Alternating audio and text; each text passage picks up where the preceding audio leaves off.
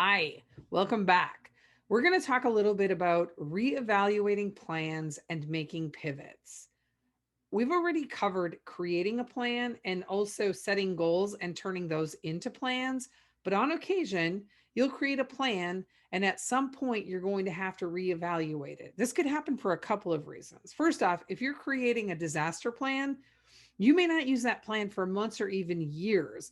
And so, at least once a year, you're going to want to take that plan out, take a look at it, and make sure that everything in the plan still makes sense. Your business is not a static operation, it's dynamic and it's changing. And as your business changes, then the plan may need to be adjusted to make sure that you're covering all parts and pieces of your business. The same can be true if you were looking at a plan for an emergency fund. So let's say that we use the example again, if we want to create an emergency fund where we have 6 months of emergency money available to us. And if that money is $24,000 over 6 months, again, playing on that same example, when we get to the halfway point and we've got $12,000 saved, our financial situation may be completely different. It may have taken us, if it took us over a year to do that, now maybe we have purchased a second business, or we have additional space, or we have more employees, or we have just a bigger overhead on expenses. And so we need to plan for that. We need to account for that. So you have to continue to look at what you have and how your plan needs to be adjusted to meet the current space of your business. You can't just create a plan, set it, and forget it. We talk about this in our book, Seriously, Now What? Where we have disaster plans that are created. And then at some point, we have to go back and look at them because a hurricane hasn't hit our building, or we haven't encountered a tornado, or there hasn't been a blizzard in years. Whatever the situation may be, you want to make sure that your plans are current. And that's going to require that you have to reevaluate them. Now, there may be situations where you don't have time to reevaluate them, but you needed to. So you have a plan for a hurricane, and that plan has been sitting on the shelf for 18 months, and now a hurricane is coming and you haven't looked at it. Okay, pull that plan out, take a look at it at the highest level, and make sure, do I have everything covered? Is there anything new in my business that didn't exist when I created this plan that I need to account for? Think first about anything in your business that may not be covered, and get that added in. And you're going to be working with limited time, but that's okay. A little bit of preparation is going to be better than absolutely nothing. And you'll at least be able to feel some level of comfort for what you're doing. So use the time that you do have and use it wisely, and just look at your business holistically and figure out where you need to address things in your plan that you didn't previously address, or perhaps you need to strip things out of your plan. And that's a little bit easier because, quite honestly, as you're executing, if you used to own 3 buildings and now you only own 2, you can just cross out the tasks that are, skip over the tasks that are listed for something that no longer exists. So that is easier to do. But honestly, the key here is you're going to want to look at them regularly to make sure that they're current and updated, and make any adjustments that you need to, so that the plans offer you the most value possible as you're executing against them. You don't know when you're going to need to use them, especially if it's a disaster plan. So you want to be prepared.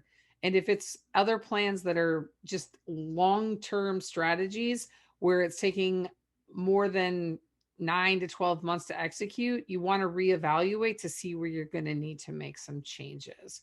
Now, let's talk a little bit about pivots. Okay.